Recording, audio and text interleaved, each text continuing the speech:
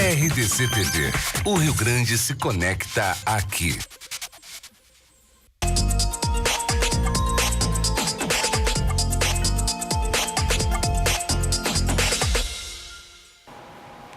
Boa noite, no ar o programa Cruzando as Conversas, o seu programa de fim de noite de segunda a sábado. Aqui, especialistas debatem os principais temas que interferem na vida dos gaúchos e das gaúchas.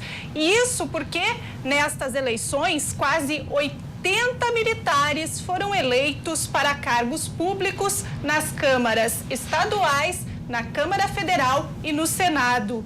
O número representa um aumento de 4 vezes na comparação com o período eleitoral anterior, em 2014, quando 18 policiais e militares conseguiram se eleger. Mais da metade dos militares eleitos em 2018 são do PSL, partido do candidato à presidência da República, Jair Bolsonaro. Carregando bandeiras como a segurança pública e o combate à corrupção, os novos parlamentares aparecem entre os mais bem votados nos seus estados, onde aqui no Rio Grande do Sul, por exemplo, o tenente-coronel Luciano Zucco foi o campeão de votos entre os postulantes a uma vaga na Assembleia Legislativa. Mas será que a presença dos militares na política pode ser favorável ou prejudicial à política? Para debater este tema, nós agradecemos e recebemos aqui no estúdio o advogado e professor de Direito da PUC, Cláudio Preza, o major brigadeiro do ar, Raul José Ferreira Dias, o professor de História e Geografia, Igor Cardoso, e o bacharel em Ciências Sociais, Jefferson Meister. E a sua participação aqui no programa é essencial. Envie pergunta ou dúvida para o WhatsApp 99815-9990. E você quer que seu comentário esteja na tela? Envie mensagens através do Facebook/RDC TV Digital. Boa noite, e eu gostaria de começar com o Preza perguntando por que você é a favor da presença dos militares na política. Olá. Na verdade, eu gostaria de fazer uma pequena correção. Não é a presença dos militares na política, é a presença de cidadãos brasileiros que no regime democrático eles exercem uma profissão, fizeram um concurso público, seguem uma carreira baseada em uma série de critérios meritocráticos, assim como servidores públicos civis, e que, portanto, como cidadãos, está regrado lá na Constituição, no artigo 14, se não me engano, o parágrafo 10º, 11º, que todo cidadão brasileiro que exerce uma carreira militar, que é uma profissão, ele poderá concorrer a cargos públicos. Enfim, se a regra, se eu não me engano, se for até 10 anos do exercício da sua carreira, ele vai imediatamente para a reserva. Se não, se ele tiver mais de 10 anos, ele tem uma figura no direito militar, que é a agregação, que numa tradução assim mais rápida seria uma espécie de, entre aspas, licença. Ele se licencia, participa da eleição. Se ele for eleito, ele vai para a reserva. Se ele não for eleito, ele retorna à carreira militar. Ou seja, essa é uma regra originária, é um artigo que está na Constituição desde 5 de outubro, né, que ela foi promulgada.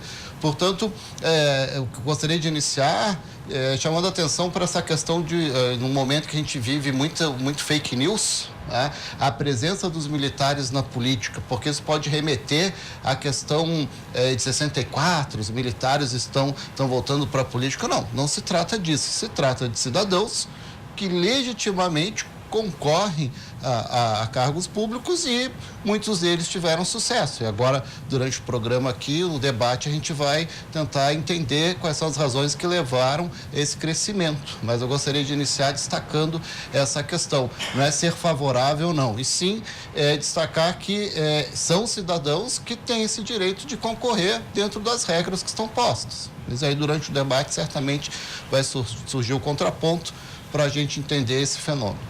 E, Brigadeiro Dias, como é que o senhor vê essa questão? Antes de tudo, boa noite aos nossos telespectadores e os nossos espectadores através das nossas mídias sociais. É sempre uma satisfação, Jocélio, estar aqui na RDC TV, nesse novo empreendimento do Rio Grande do Sul, uma emissora voltada para as coisas da terra.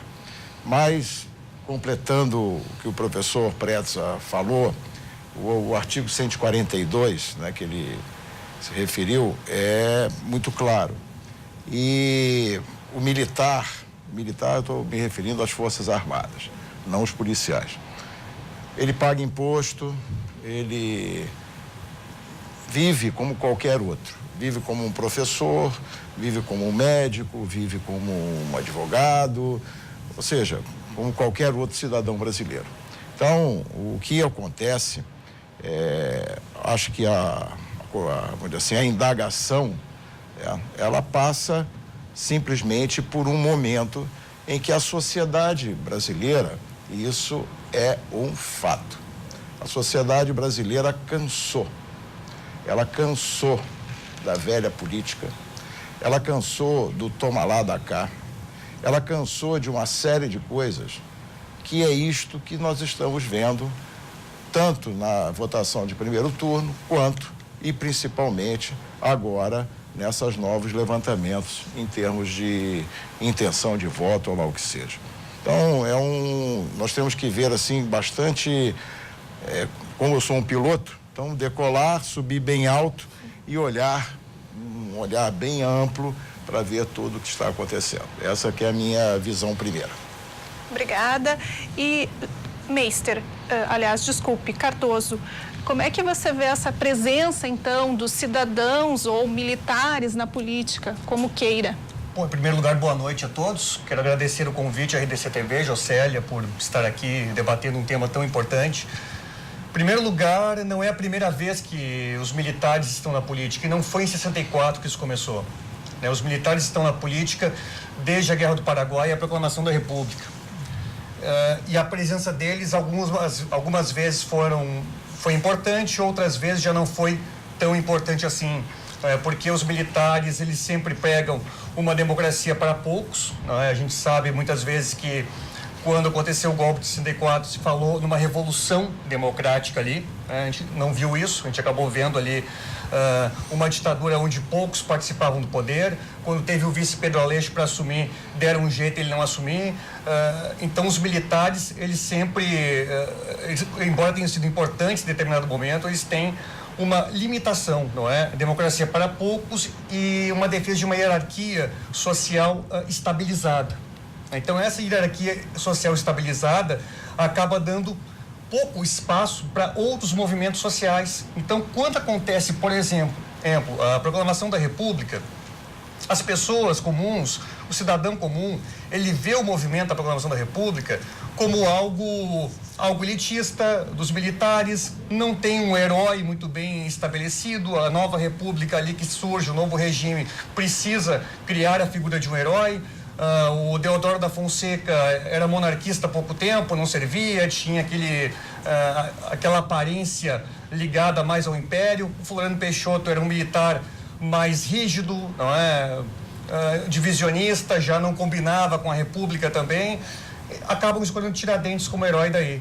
Então, se nós quisermos avançar como democracia, nós temos que criar uma democracia que não seja interferida por pessoas que estão ligadas e submetidas ao presidente. O militar, na verdade, quando ele é militar e está na ativa, ele é submetido ao presidente, ele é inferior ao presidente ali, né? E, Meister, como é que você vê a presença, então, dos militares ou dos cidadãos, como os colegas contrários disseram, na política? Boa noite a todos, boa noite aos debatedores, boa noite, Jocélia. Obrigado pelo convite da RDC TV. Nesse momento de exaltação que nós estamos vivendo, o momento político normalmente ele exalta os ânimos, né, em todas as eleições. E essa eleição especialmente tem sido muito preocupante nesse sentido. A iniciativa da RDC TV de promover um debate com esse tema é importantíssima, né, é de suma importância para que até se arrefeça um pouco esses ânimos e a gente entenda, e aí entra um pouco da minha fala, que, na verdade, acho que não pode existir pessoas que são contra a participação dos militares na vida política. Eles são parte, como foi dito, né, pelos colegas, eles são parte da sociedade, eles pagam impostos, eles estão aqui vivendo sob as mesmas leis, né, ajudando na convivência, ajudando com a sua, né, todos os dias na atuação em desastres. Eles têm um trabalho na sociedade e eles precisam ser representados, assim como qualquer outro segmento da vida.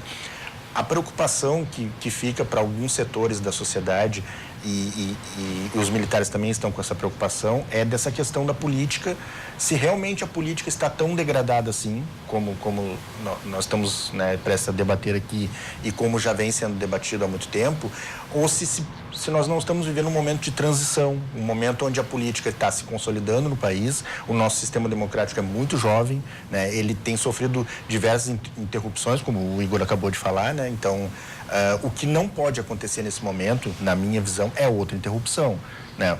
Bem-vindos os militares, né? À vida a política ativa brasileira. A legislação está sendo cumprida, ela tem que ser cumprida. A preocupação que fica, né, e a preocupação que muitos de nós temos é exatamente com essa questão da ruptura, né? Eu, particularmente, não creio. No momento, eu não creio nisso. Mas os próximos atos aí das campanhas vão dizer o que pode, especialmente nessa questão da campanha presidencial, né? Vão dizer o que pode acontecer. Vocês aqui gostariam de comentar também? Quando eu fiz referência a 64, na verdade, foi porque nós temos atores políticos que viveram, né, aquele período e que estão... Então, ele é o que mais está presente nos debates, inclusive eleitorais. Mas eu gostaria de destacar, talvez, o ponto, e eu concordo, que a gente tem... É um novo momento, né? A história brasileira, a presença desses militares, desses políticos que foram eleitos, mais do que a gente ficar com medo porque eles estão presentes, é porque isso aconteceu. Vejam, não são só militares das Forças Armadas, são militares também das polícias militares. São policiais militares. E o discurso da segurança pública. Esse é um discurso, essa questão, ela é muito complexa. Por que nós temos crimes, enfim, se é por causa da desigualdade social, se não basta só lidar na questão social, mas na repressão. Na verdade, os especialistas nessa área mostram que as políticas de segurança pública precisam combater em todas as esferas. É necessário, sem dúvida,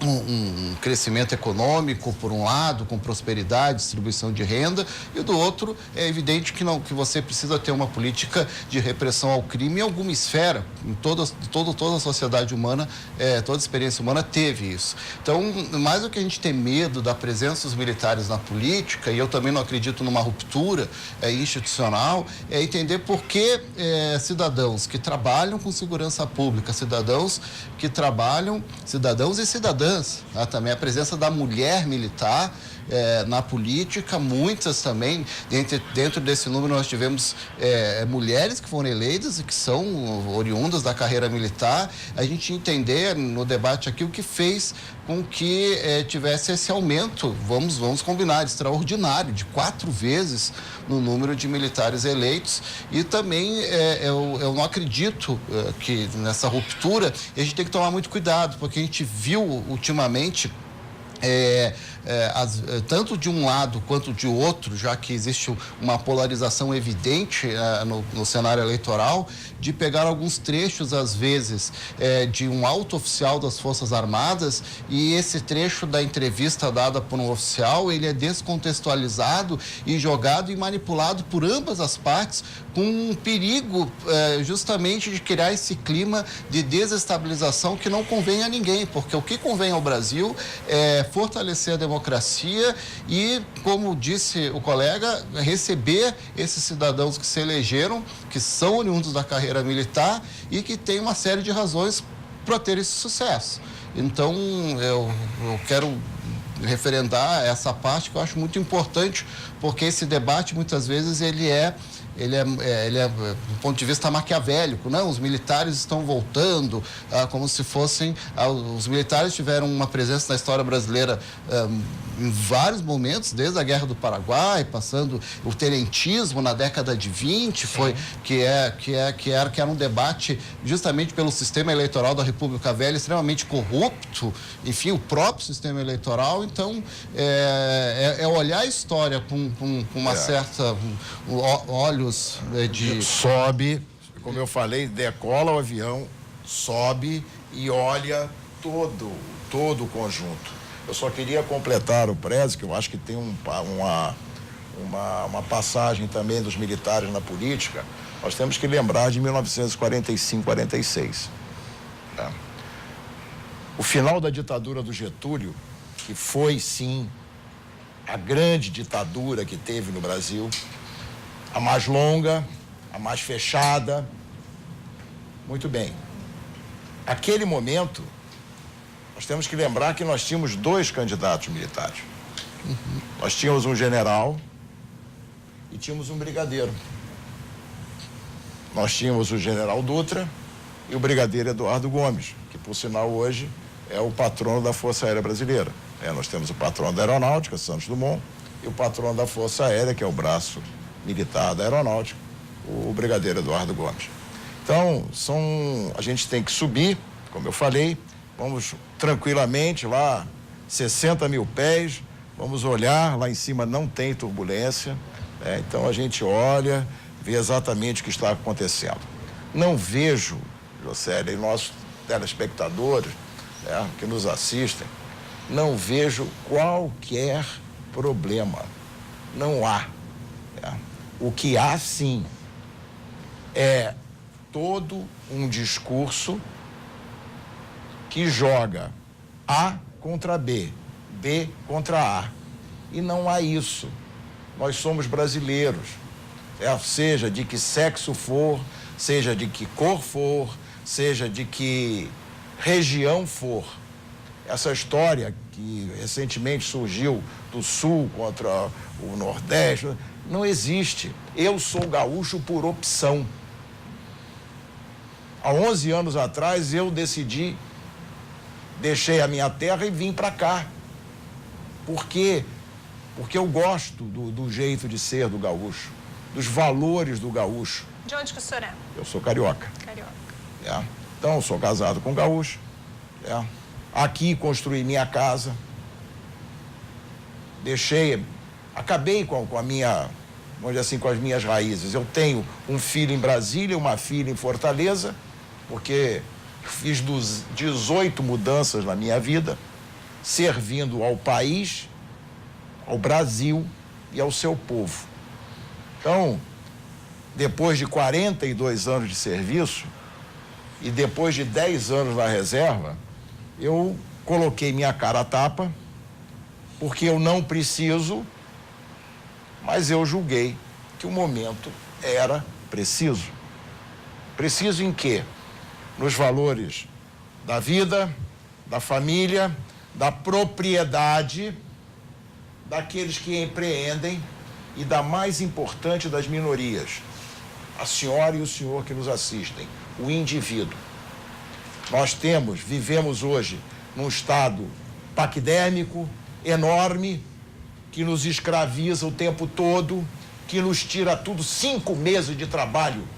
A senhora e o senhor pagam de imposto durante o ano. 5.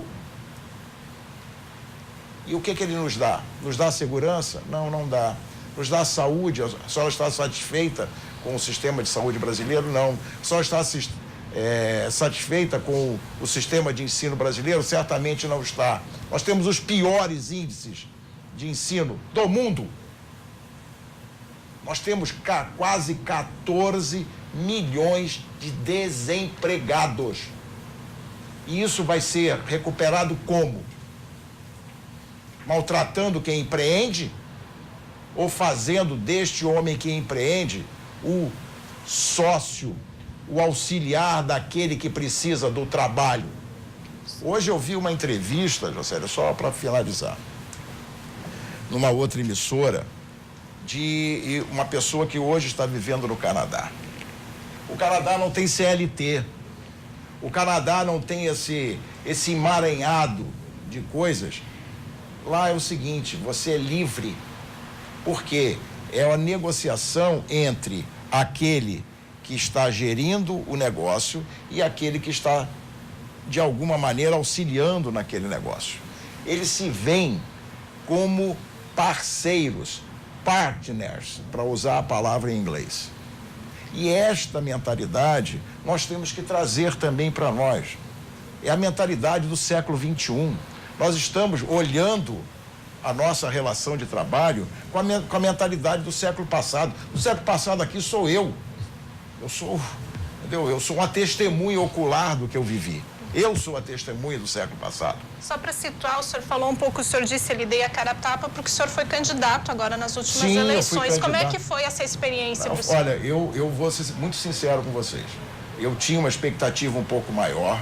Eu trabalhei para a eleição de dois amigos, de duas pessoas a quem eu tenho muito respeito e, por sorte minha, as duas foram eleitas. Então, é uma situação em que eu ganhei muitos amigos, é uma experiência riquíssima. Eu estava no meio da festa democrática. Eu fui para a rua, eu fui conversar, eu dei palestras, certo? As pessoas me acessavam através da página pública. Quem tiver curiosidade, eu tenho uma página pública, Brigadeiro Dias, é só entrar ali no Facebook, todos irão me conhecer. Então, é uma situação em que eu vivi isso intensamente. Então, para um homem, que sou um jovem há mais tempo, que não tinha vivido essa experiência, foi altamente enriquecedora. Eu tive a oportunidade de debates, mas olha, riquíssimos, certo? Debates de nível, com argumentos, certo? Com contrapontos e respeito, que muitas vezes não ocorre ali no dia a dia. E eu fico com uma certa preocupação, Josélio e os nossos amigos, é como se tivesse assim uma vontade de exacerbar os níveis. Não precisa exacerbar. Nós estamos no meio de um debate democrático em que existe um lado, existe o outro, existe o ponto e o contraponto. E o eleitor brasileiro, no dia 28, vai dizer aqui no nosso estado, no Rio Grande do Sul e no Brasil, quem é que vai nos governar nos próximos 4 anos. Bom, o Major Brigadeiro colocou muito bem. Eu acho que se a democracia funcionar da forma que o senhor fala, seria muito positivo para nós. Agora, o que me preocupa é o cumprimento das regras do jogo, que muitas vezes a gente ouve alguns candidatos dizerem que se não houver a vitória dele, ele não aceitaria os resultados das eleições. A gente ouviu também de alguns aí falar em nova Constituição, com notáveis, sem uma Assembleia Constituinte. Se vai ser obedecido a regra do jogo, não há problema da participação de vocês na política. É ótimo que vocês participem, são cidadãos, como vocês disseram, colocaram muito bem a questão de vocês serem cidadãos e participarem da política. Agora, a gente sempre vê, desde a época lá da Era Vargas e da República Populista, a gente sempre vê, assim, alguns discursos, principalmente da UDN, de mudança da regra de jogo. É isso que me preocupa muito, mudança da regra do jogo. Por exemplo, quando foi eleito o Eurico Dutra foi eleito com a maioria dos votos. Ali foi uma política que veio da Era Vargas, vários interventores eram militares, participaram diretamente do governo Vargas. Foi uma ditadura que teve uma grande participação do militar, eles foram importantes naquele processo ali, só que quando o Eduardo Gomes venceu, maioria, se aceitou tudo bem a eleição de Eduardo Gomes. Agora, quando teve a eleição depois do Vargas, que ele não fez mais de 50% dos votos, começou a se discutir a questão de intervenção militar. Quando começou a se discutir a intervenção militar, eu não vi, eu procurei, pesquisei para ver se havia alguma coisa, algum documento, alguma coisa, de uma proposta de emenda constitucional de haver segundo turno, que na época não havia segundo turno. O Getúlio fez 48% dos votos, O segundo colocado, não me lembro quanto fez, mas não fez a maioria dos votos de Getúlio. Aí começou o UDN a discutir a questão de uma intervenção militar, não é? Mudando as regras do jogo no meio do caminho. Não é? Se nós vamos obedecer as regras do jogo, ótimo, vocês são muito bem-vindos. Agora, se nós vamos mudar a regra do jogo, como se fazia lá na República Populista, mudar a regra do jogo como se fazia durante a ditadura militar, é bem complicado. Não é? Nós temos que saber, como cidadãos, aquilo que nós vamos cumprir como cidadãos, não é? Como é que é a regra? Como é que vão ser as eleições? Não é? Porque daqui a pouco na ditadura, por exemplo, estava valendo eleições. Aí os resultados não estavam como os militares queriam, se cria a figura do senador biônico. Então, se nós vamos manter a regra, ótimo. Agora, eu só não quero que haja mudança nas regras do jogo, porque isso é importante nós colocarmos, né? Cardoso, vou te convidar para a gente continuar daqui a pouco, que a gente vai fazer um rápido intervalo e nós já voltamos.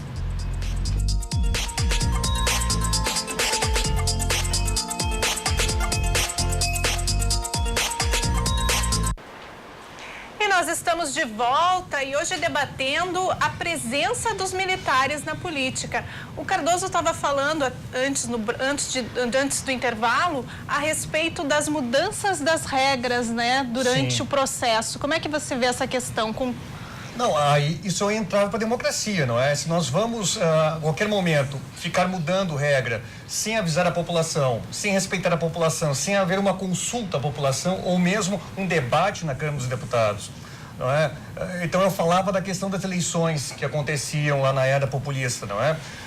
A eleição do Dutra, tranquilo, ela foi aceita mais de 50% dos votos. A eleição do Getúlio, já foi questionada, a do Juscelino foi questionada e a própria eleição do Jânio Quadros ali teve também um certo questionamento, mas não foi tão questionada porque ele representava a UDN também.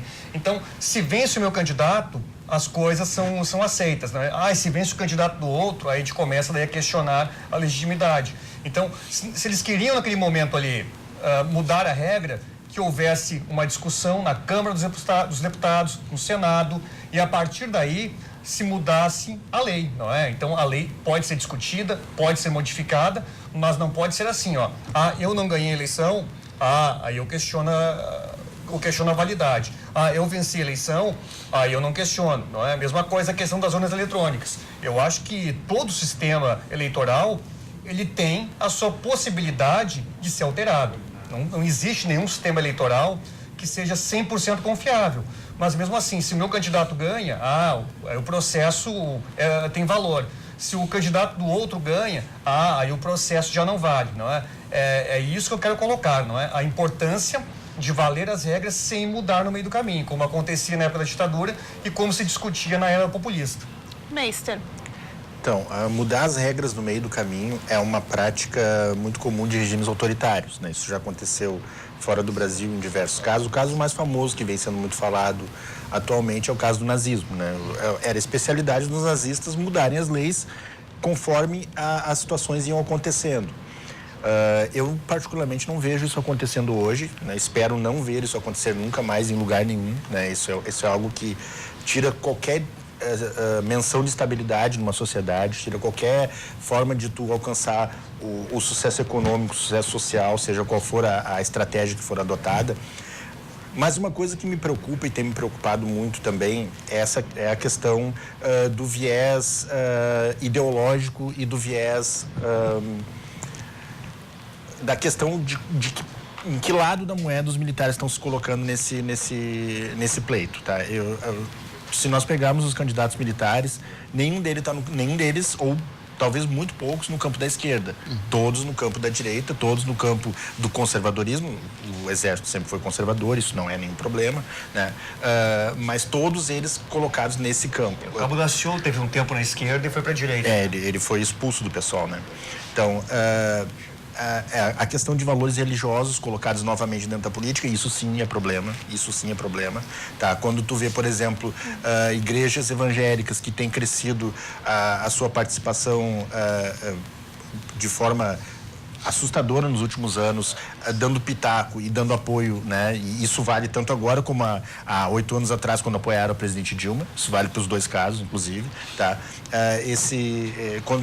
isso começa a ser sistemático, essa questão de pastores, né, decidindo o voto de pessoas e entrando cada vez mais de forma indireta na política, algumas vezes direta, mas de forma indireta na política, e esse lado, apenas um lado sendo escolhido como o lado da virtude, como o lado dos valores, o lado da ética, isso é muito preocupante, porque pode levar, sim, a essa discussão ficar envesada, ficar só olhada por um lado, só atacada por um lado. Por exemplo, nem todas as pessoas, aliás, muitas pessoas da esquerda não concordam com o PT. São totalmente contrárias às estratégias, às atitudes, aquilo que o PT vem fazendo nos últimos anos. Muitas pessoas são. Então, é muito triste quando uma pessoa se coloca, por exemplo, na rede social, ou se coloca de qualquer forma, e a primeira coisa que vem é um petralha. Né? Ou também do outro lado tem xingamentos, né? Mas é muito triste ver o debate ser colocado nesse nível, muitas vezes, e mais triste ainda é ver o debate ser colocado nesse nível por um candidato à presidência, muitas vezes, né? Algumas das falas, alguns dos termos utilizados pelo candidato, eu vou usar aqui um termo de internet, um termo, né, utilizado pelos jovens, eu espero muito que seja um troll. Que seja aquela coisa de tirar um sarro, né? De provocar um pouco o outro lado, porque também tem essa coisa da provocação na política, a gente sabe disso, isso faz parte, né, da vida brasileira, mas quando isso começa a ser sistemático e um candidato começa a pegar, por exemplo, um artefato e dizer que vai ser uma metralhadora, isso é muito preocupante, muitos jovens que acreditam nele, que gostam, que seguem, e tu começa a ver fotos, por exemplo, na internet de classes inteiras fazendo o sinal típico do candidato. Isso é extremamente preocupante para o desenvolvimento da nossa sociedade, né? Que tipo de sociedade nós queremos? Uma sociedade apenas baseada em armas? Nós vamos, a partir de agora, matar todos os bandidos? É dessa forma que nós vamos crescer a sociedade? É dessa forma que nós vamos construir o conceito de cidadania? Que é um conceito central nessa discussão. Cidadania. Por que até hoje não se construiu cidadãos do Brasil? Nós temos que discutir isso para chegar nesse ponto. Nessa situação, os governos civis e militares são responsáveis, todos eles até agora, são responsáveis por essa lacuna, por esse problema de que tu ter pessoas que não têm identificação com o país, não têm identificação com as leis, não tem nenhum, né? Muitas pessoas estão muito mais preocupadas em ganhar a vida nos seus dia a dia, nem bola para a questão política, para a questão governamental. Tanto é que nós tivemos 20% de abstenção nessa eleição, né? Recorde, né? E essa é a eleição da rejeição, né? Dita por todos os analistas, todos os dois candidatos com rejeição altíssima, os candidatos à presidência. E quanto à renovação, também eu queria só encerrar falando da renovação. Sim, nós tivemos uma renovação, digamos, né, o que está sendo colocado que é um basta da população, mas vamos esperar para ver essa renovação, né? Eu não sei realmente se isso vai se configurar numa renovação de atitudes dentro do Congresso, né? De mudança, porque o jogo político ele tem suas regras próprias, né? Ele é um campo próprio da vida e ele tem suas próprias regras. Tu contrapor um outro campo, que é um campo militar, que tem uma moral muito restrita, uma hierarquia muito rígida, né? E isso para o mundo militar funciona muito bem, talvez no mundo político isso não funcione tão bem. E quando acontecer esse choque, isso vai acontecer, é aí que nós vamos ver como que vai se dar a relação a partir daí. Quem que gostaria desse lado de tentar fazer essa interface aí que ele acabou de falar? Eu gostaria de destacar 3 pontos. Quanto à questão do perigo da mudança, né? Acho que é um momento diferente. A gente vive a era da 3ª ou 4ª Revolução Industrial, porque os autores não são... se a gente está na 3ª ou 4ª Revolução Industrial, mas enfim, é a eleição das redes sociais, para o bem e para o mal, tá? Então, lá no regime constitucional de 46, nós tínhamos entre vários... A Constituição de 46 teve muitos méritos, mas também teve muitos problemas, como a nossa. Uma era a questão de o presidente ser eleito com a maioria simples, né? Então, não foi o JK, passou por esse problema, o Getúlio antes, mas o JK foi o mais... enfim, mas tinha um outro problema que, paradoxalmente, nós passamos aqui, que é a questão do vice-presidente, porque a Constituição de 46, o vice-presidente era desconectado. Então, João Goulart foi ministro do Trabalho do Getúlio, foi vice do JK e vice do Jânio Quadros. E a gente viveu uma crise recente, e justamente que é o atual governo, de um presidente e de um vice que acabaram ficando em campos opostos, mas diferente, porque a regra hoje está lá, quando você vota, tá a fotinho, o pessoal não presta atenção, mas está a fotinho do vice lá. Então, por exemplo, para ser um pouco polêmico agora, o argumento de que os 50 e poucos milhões que elegeram Dilma também elegeram, são exatamente os mesmos. Então, eu sempre digo, o eleitor de esquerda, quando votou na Dilma, ele deveria, só um pouquinho, vou puxar meu óculos que eu quero ver, mas esse é o vice, então eu não vou votar. Então, a gente tem que... por que eu estou destacando isso? Pela importância do que você disse, o respeito às regras. Olha, eu nem vou entrar no mérito do impeachment, mas o fato é, o vice foi eleito, e pelo menos esse argumento não vale, de que os votos não são os mesmos, porque os votos são os mesmos. O que eu vejo? Eu vejo que é um novo momento, dificilmente haverá essa quebra de regras, assim esperamos. Eu acho que todos aqui lutarão para isso. E o respeito à questão dos resultados, a questão das urnas, né? Eu particularmente, como cidadão, tenho um posicionamento de que nós deveríamos rever as urnas eletrônicas. Eu tenho sérias dúvidas, mas... Por que você tem essas dúvidas? Quando o próprio Tribunal Superior Eleitoral garante ali o processo... Ele faz... Ele contrata, ele faz tudo. Não há equilíbrio. O poder legislativo controla o executivo. O executivo controla o TSE. Eu até não vou dizer que tenha ocorrido fraudes a ponto de alterar o resultado das eleições. E que realmente, se o resultado que você resolveu, que serviu para me eleger, vai servir para eleger o outro. Acho que esse argumento acabou. Mas, assim, eu quero só dar o ponto principal não é esse. Mas, por exemplo, eu tenho sérias dúvidas. Eu preferiria o sistema antigo. E eu pagaria o preço da ansiedade da contagem dos votos. As grandes democracias do mundo, com exceção do Brasil, que tem feito essa experiência, que dá uma agilidade realmente, 3, 4 horas após, tem a questão do fuso horário, a questão do Acre, mas em poucas horas a gente sabe o resultado, sem dúvida. Mas é uma opinião minha, como cidadão. Mas isso não é o ponto principal. A questão principal não acredito que haja essa ruptura, que os cidadãos que foram eleitos do campo militar, que têm a carreira militar e foram eleitos, eles não têm esse intuito de criticar as instituições democráticas. E quanto ao fato de eles serem de direita, sim, isso é um fenômeno. Mas é um fenômeno que... Luiz Carlos Prestes. Eu ia falar sobre, justamente, eu ia citar o Prestes. Mas aí o que eu vejo, mesmo a questão da religiosidade, tá? A democracia, ela passa por períodos, enfim, e o cidadão que tem suas opiniões religiosas, é claro, existe uma regra, está lá no artigo 19 da Constituição, o Estado é laico. Sim. O Estado, mas o cidadão... A sociedade... Não. Então, a presença de militares, a presença de religiosos que se tornam políticos, se foram consagrados pelo voto popular, eles têm a sua legitimidade. E aí vai se dar justamente no debate do legislativo, do parlamento, que é a soberania popular na sua expressão máxima, porque ali tu tem representantes do sistema proporcional, do sistema majoritário, e que justamente confere essa legitimidade que, para o desgosto de... Eu sempre digo, a democracia o Churchill dizia isso, a democracia... Churchill dizia duas coisas, uma muito lembrada, a democracia é o pior regime de governo, com exceção de todos os outros, mas também que a democracia é cara. A democracia custa dinheiro. E a gente isso faz parte. Mas também, na democracia, somos todos perdedores de opinião. Porque a gente nunca está satisfeito. Uma hora, uma lei foi aprovada e eu fico feliz, porque está no meu campo ideológico. E outra hora eu fico... E as redes sociais, elas são uma espécie de glândulas suprarrenais, enfim, esse cidadão vai ali e todas as frustrações ele joga para a rede social.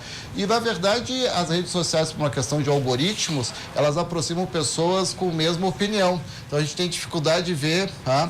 E quando se debate, ali estão as frustrações, as pessoas se expressam com ódio, quando deveriam entender que na democracia nós somos todos ganhadores, porque é o melhor regime de governo, com exceção, é o pior, mas é o melhor, mas ao mesmo tempo todos somos perdedores, porque em algum momento a gente vai ficar frustrado, porque vai ter mas essa é a regra da convivência democrática do Estado de Direito. Então, eu vejo, assim, eu vou ser mais uma vez polêmico agora. Às vezes a gente tem uma lei aprovada e tu és um cidadão que é do campo mais ligado à esquerda, tu vai ficar extremamente frustrado. Mas o cidadão que é do campo, eu estou dizendo uma obviedade, mas essa obviedade precisa ser colocada justamente nesse momento de tensão em que as pessoas estão se matando na rua. A gente tem homicídios na rua, porque um está vestindo uma bandeira, uma camisa, mas o que é isso? Então, a frustração, a frustração, eu tenho um grande amigo que estuda muito isso, a frustração ela é da esfera do privado. A gente leva as nossas frustrações para o privado, por isso que a gente faz psicanálise, faz psicologia. A política é a esfera do bem comum, então a gente convive com diferentes. Está lá o Senado romano, o assassinato de César, não se entra com adaga no Senado romano, porque então o assassinato de César tem todo um significado, mesmo sendo uma sociedade escravista lá, da Idade Antiga, mas ainda assim tinha todo um significado da política que a gente precisa recuperar, que a política é a esfera do consenso. Da convivência com a mais completa diferença, a ponto de você poder ser um senador do partido de esquerda e direita, vão sentar, vão pensar no bem comum e vão fazer essa lei. E o resultado aprovado, eu sempre falo para os meus alunos sobre o Supremo. Os ministros supremos são escolhidos pelo povo. Quem é que indica? O presidente da República. O presidente da República foi eleito pelo povo, quem é que aprova? São senadores, foi eleito pelo povo. Mas como assim? Bom, é a regra do jogo. Então, quando o Supremo decide uma questão, eu uso a expressão que vem da Idade Média, Roma locuta, causa finita. O Supremo decidiu, professor, o que o senhor acha disso, questão de direito constitucional? Eu não acho nada. O Supremo decidiu. Eu posso ter uma opinião, mas agora nós vamos obedecer isso. Essa é a regra democrática. Então, eu não vejo assim com tanto perigo a presença de religiosos ou militares. E se houverem excesso, porventura, me parece que o sistema está suficientemente garantido para ter o debate, para tentar esse medo de que vai haver excessos, que eu acho... Tudo bem, pode haver excesso, ou existiram excessos. Como o colega mesmo disse, tem gente que é da esquerda, mas não é PT.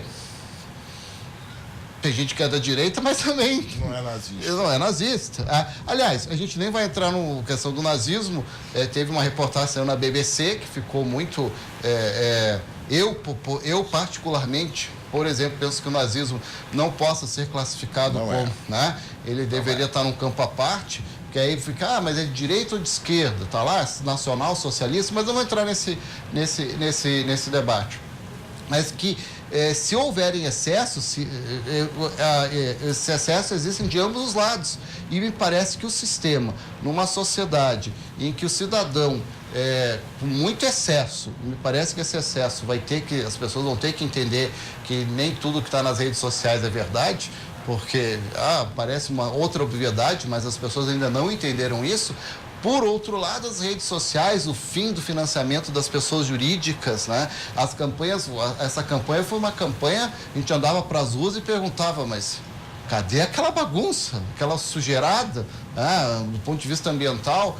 Então, algumas coisas melhoraram e me parece que o sistema está suficientemente, apesar de ser uma democracia jovem, está suficientemente fortalecido para enfrentar esses fenômenos que a democracia precisa enfrentar. A democracia precisa saber que militares, cidadãos que vêm da vida militar têm o direito de fazer parte, que de religiosos também, e que ateus também.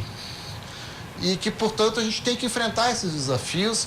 E eu sou vocês já perceberam, eu acredito muito na democracia e, portanto, temos eu sei que a gente está em campanha eleitoral, eu sei que é difícil, mas um dos debates, estava lá o candidato Ciro Gomes com o candidato Cabo Daciolo, né?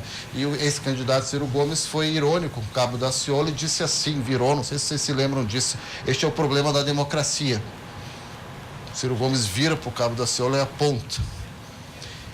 Tudo bem, ele é um candidato polêmico, Ciro Gomes, a gente sabe, como muitos, todos, mas eu achei aquilo de uma descortesia, apesar do candidato Cabo Daciolo ter, né, todos nós sabemos, mas é um problema da democracia? Não, a democracia é o preço da democracia. O preço da democracia é que a gente tenha candidatos assim, com seu campo de atuação específico, mas faz parte. E todas as grandes democracias, pouca gente sabe, mas Estados Unidos da América, não sei se vocês já viram a cédula, a gente conhece os dois, mas existem muitos candidatos a presidente. Tem o candidato do Partido Socialista Americano. Partido Comunista. E que em todas as eleições que acontecem, a gente nunca vê a imprensa cobrindo, né? Mas tem os candidatos do Partido dos Trabalhadores Americanos lá na cédula, mas a gente conhece a grande imprensa no mundo todo, cobre republicanos e democratas, eventualmente uma ou outra eleição na história americana tem um terceiro candidato avulso, que os americanos permitem,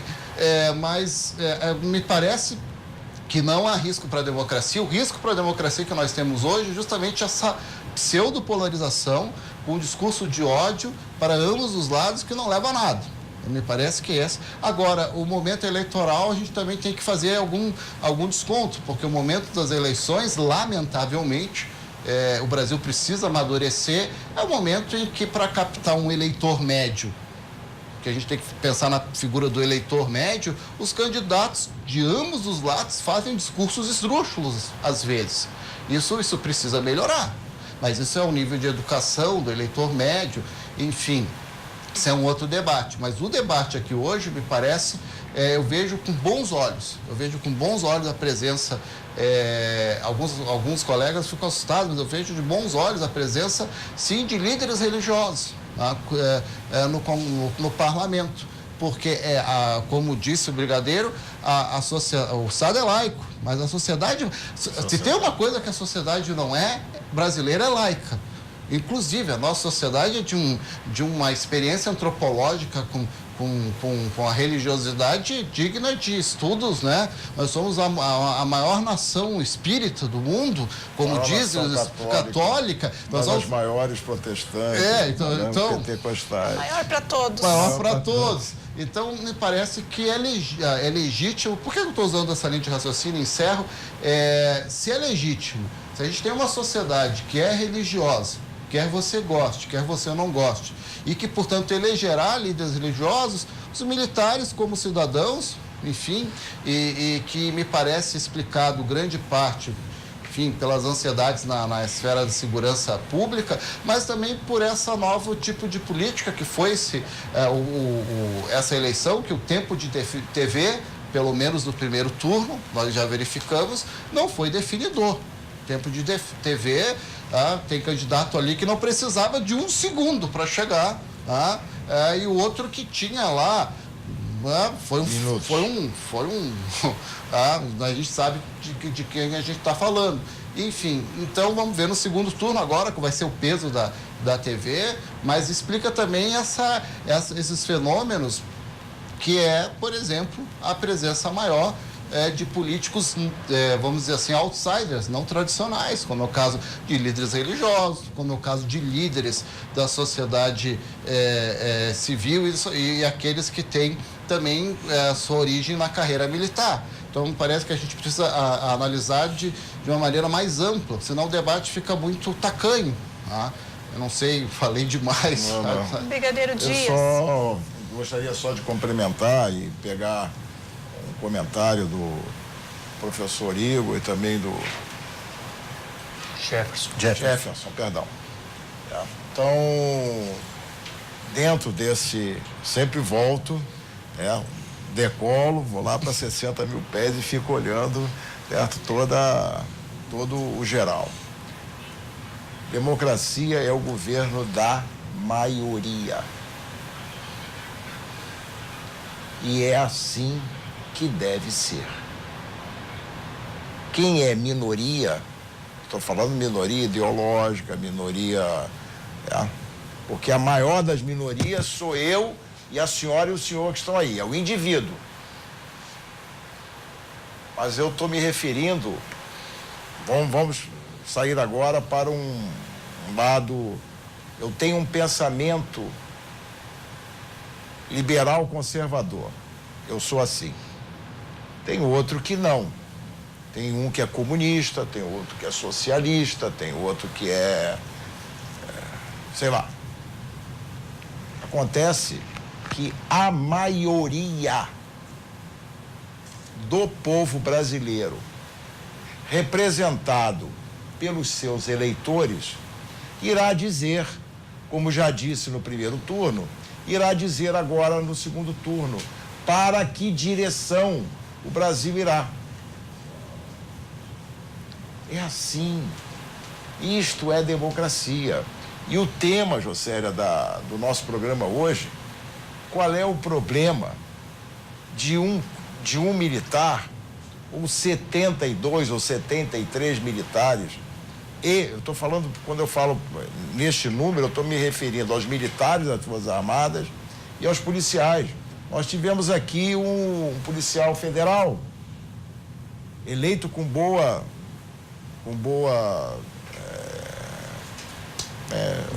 votação.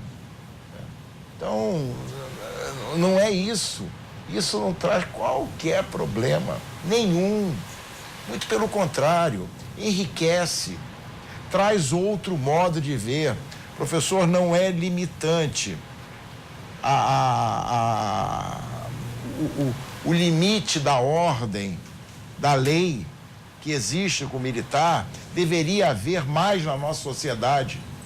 Nossa sociedade é permissiva. Nós temos que, de alguma maneira, entender que o meu limite, o meu, onde é que acaba? Na sua. Minha liberdade acaba exatamente no limite da sua. Nós estamos esquecendo isso. Então, é a pessoa que quer fazer a sua manifestação e ela destrói, por exemplo, um monumento cívico. Ela passou do limite. Ela foi além do permitido. Ela está demonstrando que, se ela chegar ao poder, ela não vai respeitar a lei. Então, são coisas que, à medida que nós estamos vivendo esse momento político importantíssimo no Brasil, é riquíssimo. É um momento em que, de afirmação, como disseram aqui, é um momento de afirmação do quê? De um regime democrático. Eu, particularmente, eu já externei isso publicamente, o meu regime, eu gostaria que fosse um regime monárquico, com um sistema parlamentarismo, é claro. Não poderia haver de outra maneira. Agora, eu tenho a regra do jogo hoje. Eu sou a minoria. Pode ser que algum dia volte a ter uma maioria monárquica, mas acho muito difícil. Mas, na minha visão, eu acho que um sistema monárquico, ele como que deixa forte a ideia da nação brasileira. E o governo gere toda a sociedade. Então, de qualquer maneira, num regime presidencialista como o nosso, de qualquer maneira, eu sou parlamentarista. Porque o sistema parlamentarista, para que exista um governo, ele obrigatoriamente, parte de uma maioria parlamentar. Não há negociação, não há tomar lá da cá. Brigadeiro Dias, eu vou pedir licença para o senhor, que a gente continua daqui a pouquinho no próximo bloco. Nós vamos fazer o intervalo e já voltamos. Obrigado.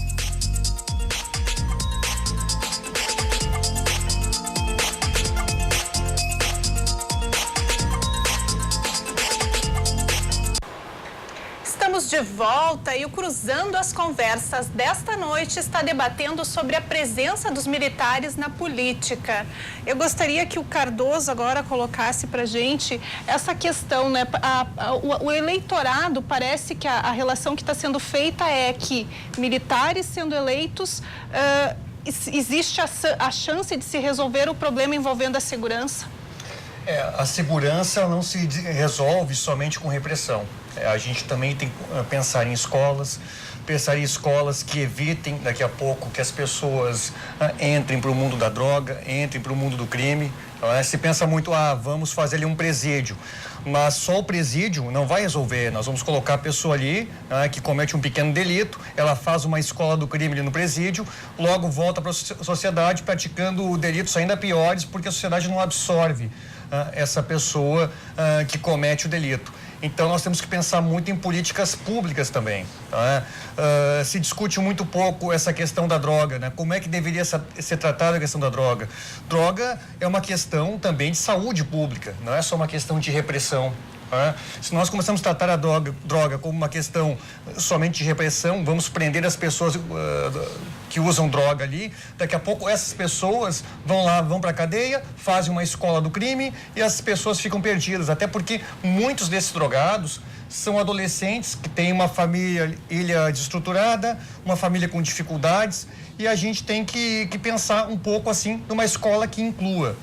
Mas não é só incluir a criança colocando sentada ali e obedecendo. A escola tem que ter investimento, tem que ter um profissional que possa resgatar essa criança e ela possa ali querer estudar, querer um futuro, ter uma perspectiva de futuro. Porque a gente vê muitas vezes algumas crianças na escola sem uma perspectiva de futuro.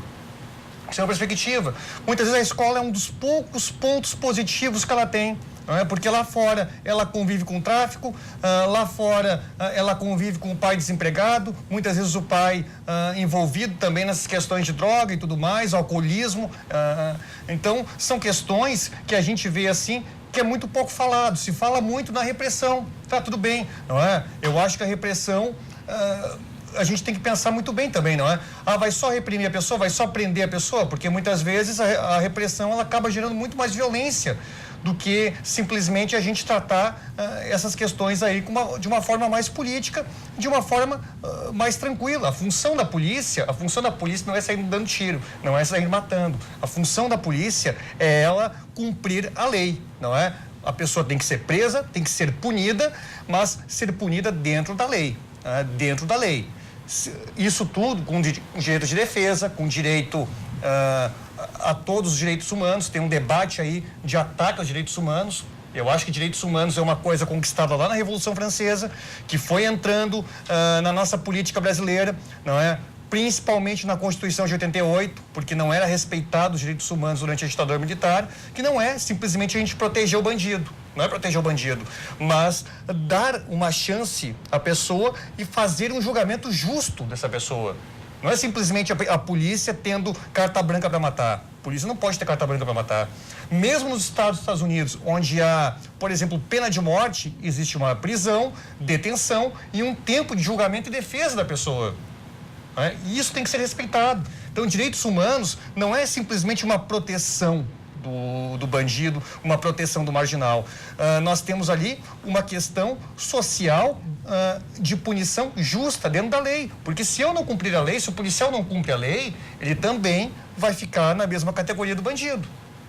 Então, é isso que eu penso muito. Então, acho que nós temos que fazer também esse discurso de nós pensarmos também uma questão de segurança, mas com investimento social. Falou ali da proteção do monumento. Eu sou contra também que se manifeste e se quebre o monumento. Só que, numa democracia, nós temos não simplesmente respeitar a maioria.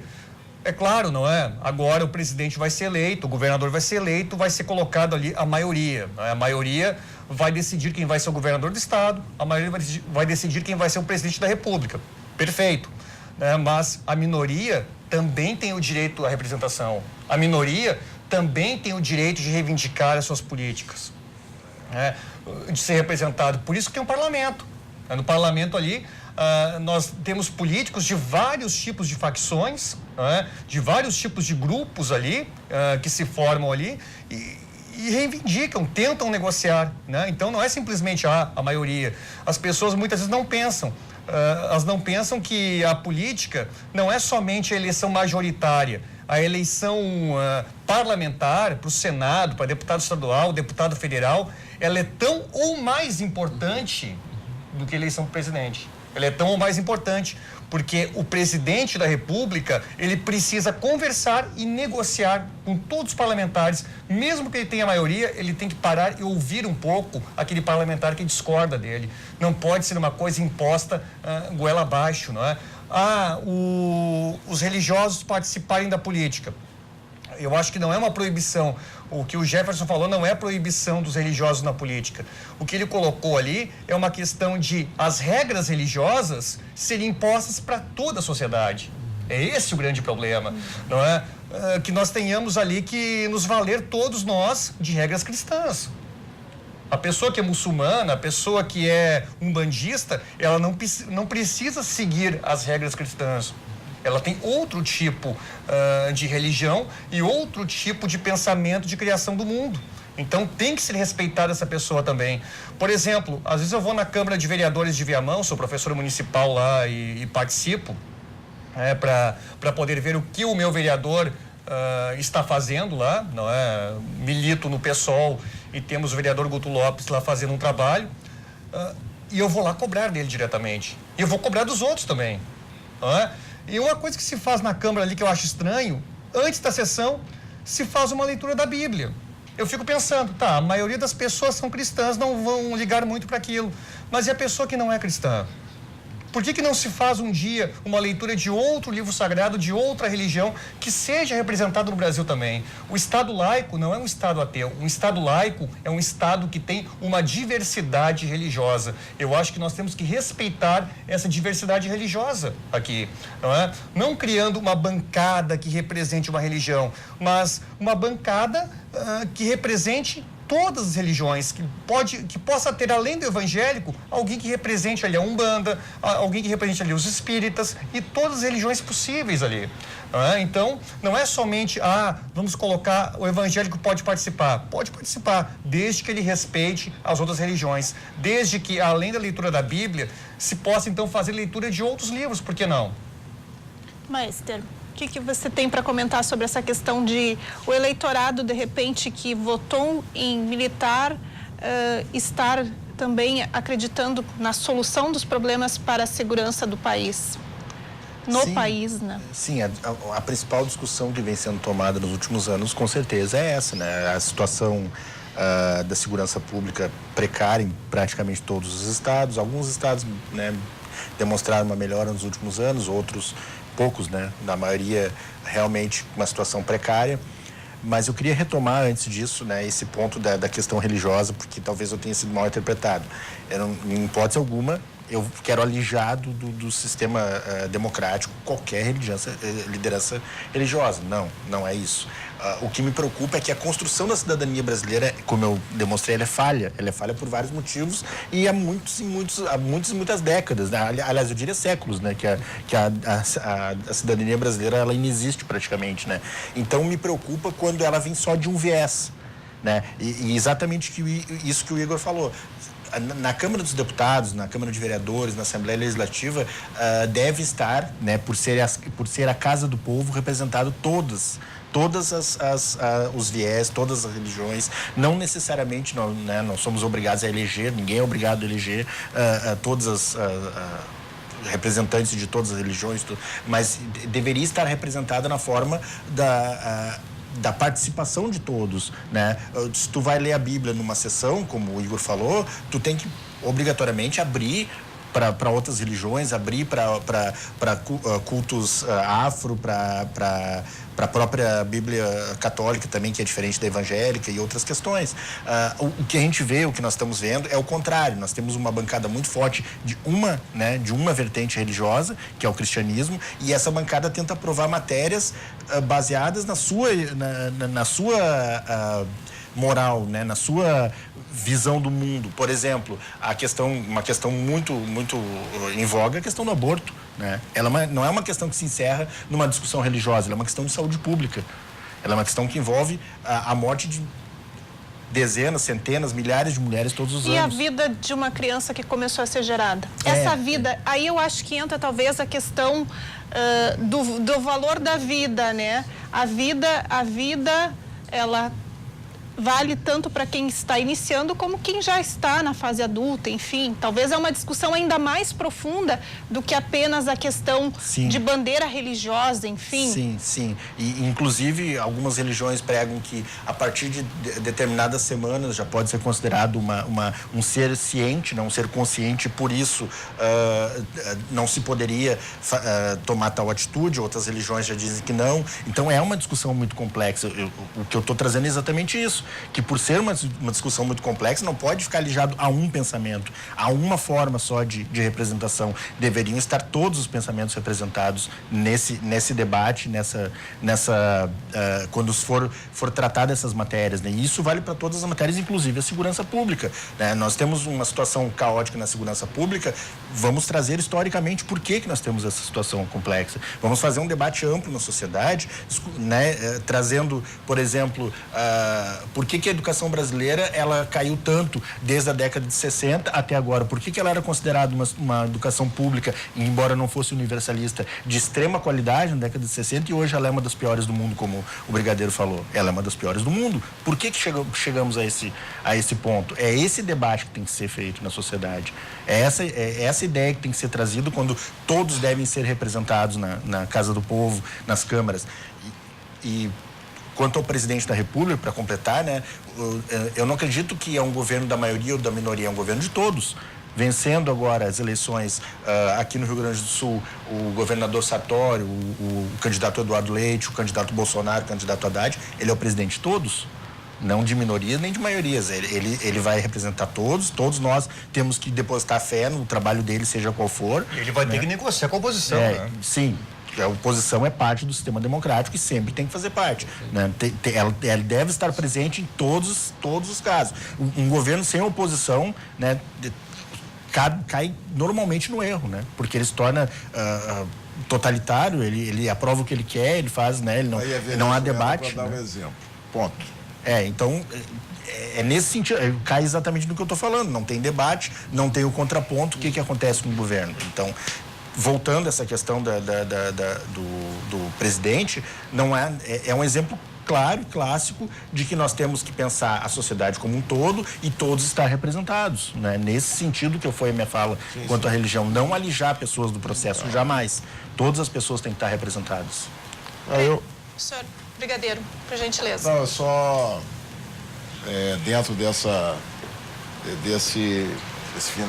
finalização, né? Eu talvez, quando eu me expressei, talvez eu também tenha... Eu digo o seguinte: todos são representados, mas a direção, o comando, o norte, quem faz é a maioria. Então é assim que funciona. A minoria, ela vai para a oposição e ela começa a vender o seu discurso para que um dia venha a ser maioria. É assim que funciona. Né? Um determinado partido começou pequenininho, cresceu tanto e agora diminuiu de novo. É assim que acontece. E é assim outros, como que nem existiam, e estava se fazendo uma das maiores bancadas na Câmara Federal. Então, este é o jogo democrático. E é isso que as pessoas que nos assistem, nos dão a honra de assistir a essa hora da noite, José. E eu sei que tem muita gente que nos assiste. Entenda o seguinte: segurança pública é um bem maior. Eu estou falando isso não como especialista. Eu não fiz curso de mestrado na URGS, nem de doutorado em outra universidade. Segurança pública, para mim, eu sou do ramo. Eu trabalhei 5 anos na área de inteligência aeronáutica. Eu fui 2 anos chefe do Centro de Inteligência Aeronáutica. E eu concordo com o professor. A prevenção da violência é uma ação multidisciplinar. Tem saúde, tem ensino, tem ações sociais, tem repressão na rua, sim. É todo um conjunto. Agora, a criminalidade não tem combate. Um vagabundo com uma arma na mão, pronto para lhe matar, eu mato primeiro. É uma questão de sobrevivência. Então, é duro de dizer isso, Agora, não existe, professor, de pequena monta, aquele transgressor de pequena monta, ele não vai para a cadeia no Brasil. Até 4 anos ele não vai na cadeia. Não vai. Quem vai para a cadeia é o cara que já ou ele reincidiu ou fez coisa pior. Agora, nós temos uma lei que é, sim, frouxa. O cara é condenado matou, e nós temos vários exemplos, matou 1, 2, 3, pegou não sei quantos, 3 anos depois o cara tá na rua. Tá na rua. Às vezes em tornozeleira sem nada. Eu tô falando de... Não estou. A história do encarceramento em massa é uma falácia. O que se apresenta 700 mil e na realidade nós temos 300 mil. Por quê? Porque coloca na estatística aquele camarada que está apenado, mas que não está na penitenciária. Eu sou do ramo. E eu sei o que eu estou falando. Lei frouxa não faz nenhuma sociedade forte.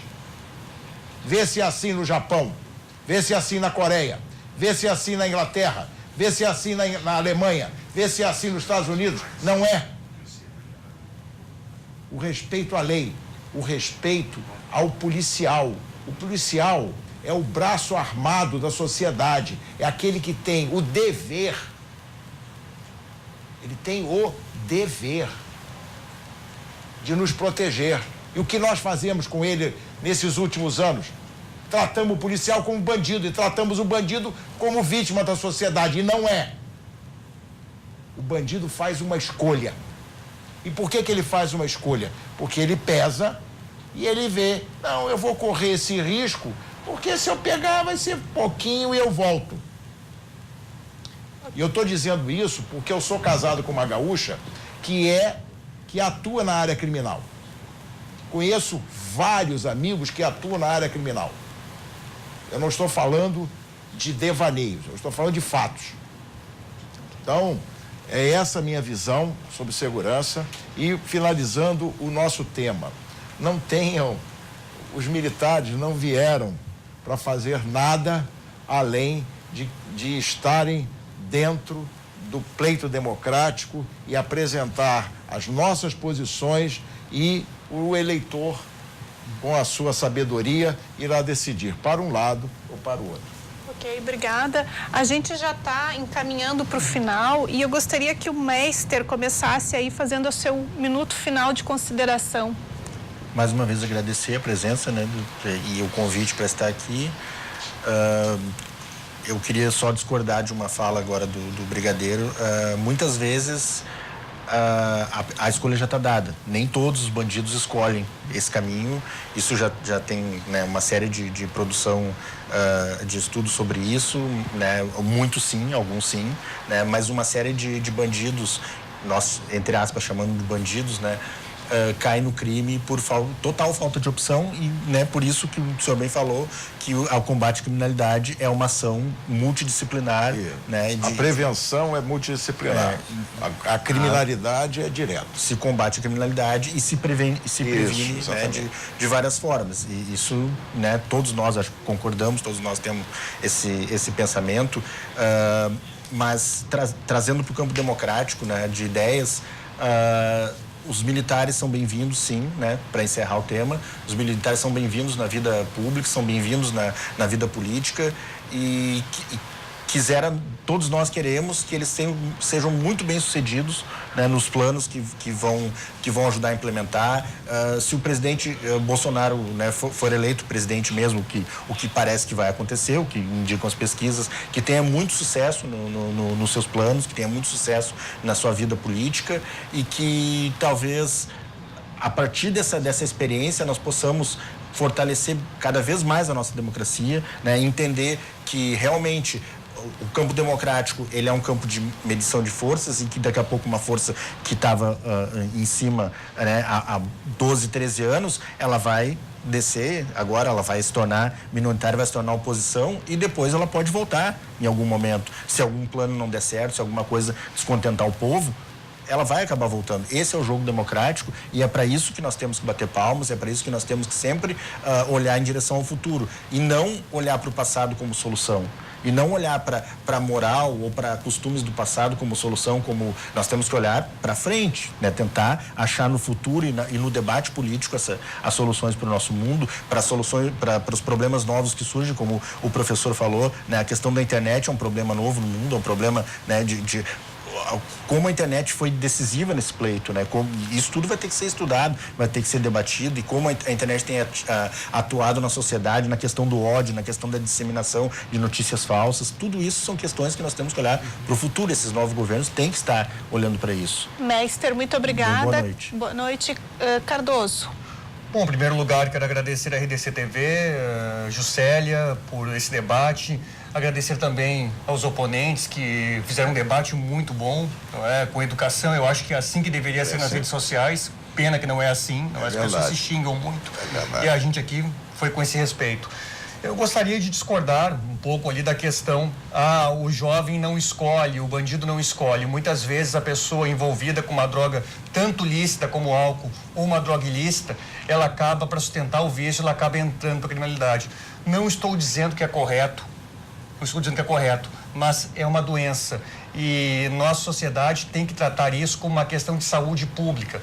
Tanto o álcool como a droga ilícita é uma questão de saúde pública que a nossa sociedade não trata. Isso é importante. Então, ele muitas vezes, sim, ele não tem opção, porque para sustentar o vício a pessoa faz qualquer coisa na vida. Bom, eu acho que a vinda dos militares para a política, cumprindo as regras do jogo, como eu coloquei, não é? Ela é muito boa, muito bem-vinda, o debate tem que ser feito, nós temos que ter representação de todas as religiões, que nós possamos ter aí LGBT na política, vários foram eleitos agora também, mulheres na política, que o debate do aborto possa ser feito por mulheres também, porque o debate do aborto se faz só com homens e homens não falam de abandono parental. Se homens falassem de abandono parental, nós não precisaríamos estar discutindo a questão do aborto, diminuiria bastante o aborto, não é? Então, isso é importante também, não é? Que nós possamos construir uma política que todos os atores sociais sejam representados, negros, mulheres, LGBTs, eu acho que esse é o ponto positivo, não é? E muita gente LGBT, indígena, foi eleito agora. Isso é importante nós colocarmos, não é? Que temos representação de uma sociedade brasileira plural, como ela deve ser. Obrigada. Esse é o ponto positivo. Obrigada, Cardoso. Nosso tempo já está estourando. Brigadeiro Dias. Não, fazer muito rapidamente, agradecer novamente a você, Juscelia, pela condução, certo? Aos nossos professores, ao professor Preza também. É um momento realmente muito bom, muito rico, e eu vivi isso lá dentro, então eu posso dizer, é riquíssimo.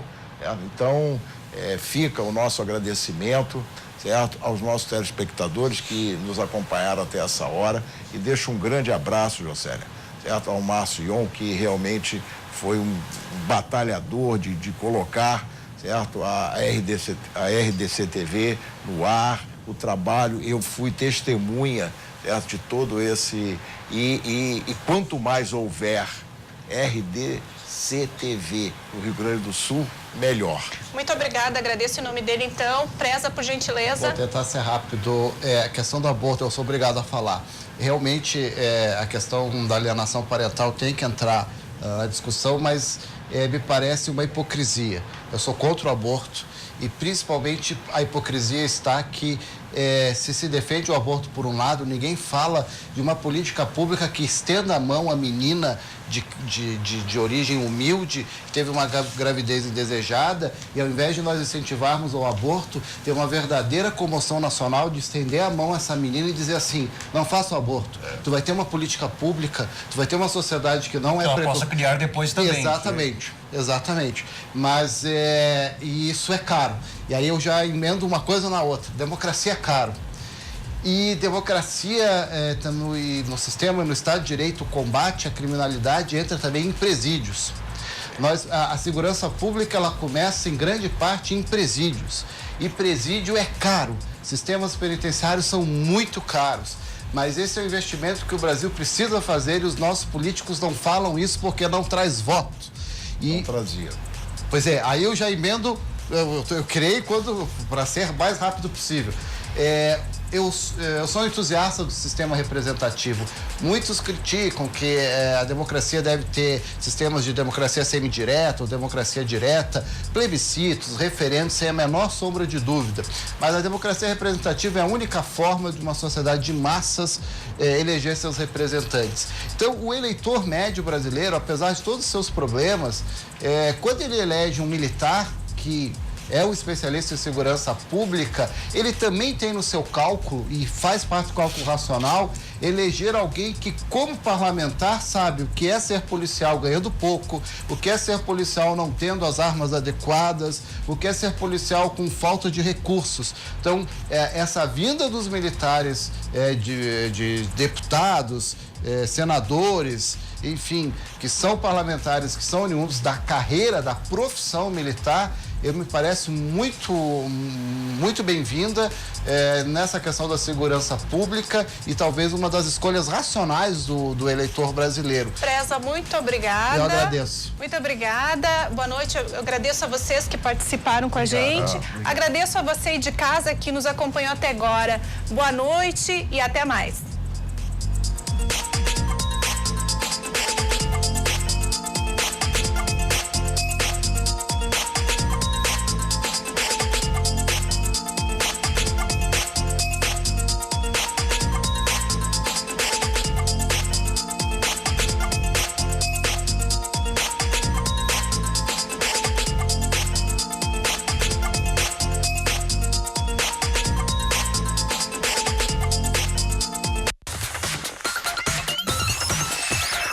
RDC TV. O Rio Grande se conecta aqui.